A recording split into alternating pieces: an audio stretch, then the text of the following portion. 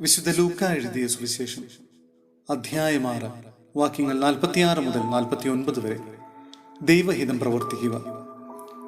നിങ്ങൾ എന്നെ കർത്താവേ കർത്താവേ എന്ന് വിളിക്കുകയും ഞാൻ പറയുന്നവ പ്രവർത്തിക്കാതിരിക്കുകയും ചെയ്യുന്നത് എന്തുകൊണ്ട്?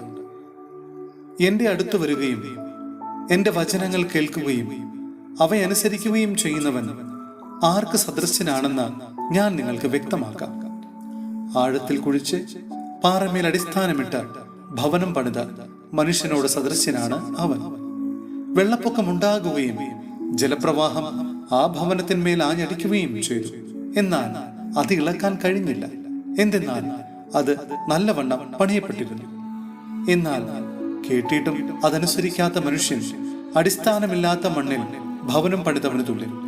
ജലപ്രവാഹം അതിന്മേൽ ആഞ്ഞടിച്ചു. ഉടനെ അത് നിലം പൊത്തി. ആ ഭവനത്തിന്റെ തകർച്ച വലുതായിരുന്നു.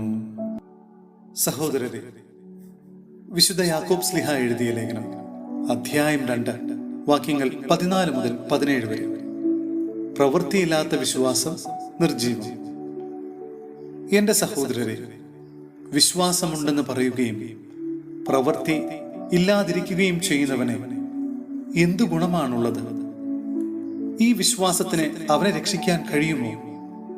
ഒരു സഹോദരനോ സഹോദരിയോ നഗ്നമായിരിക്കുകയും അനുദിന ഭക്ഷണമില്ലാതിരിക്കുകയും ചെയ്യുമ്പോൾ നിങ്ങളിൽ ആരെങ്കിലും ശരീരത്തിനാവശ്യമായത് അവർക്ക് കൊടുക്കാതെ സമാധാനത്തിൽ പോകുക, തീ കായുക, വിശപ്പടക്കുക എന്നൊക്കെ അവരോട് പറയുന്നെങ്കിൽ അതുകൊണ്ട് എന്തു പ്രയോജനം?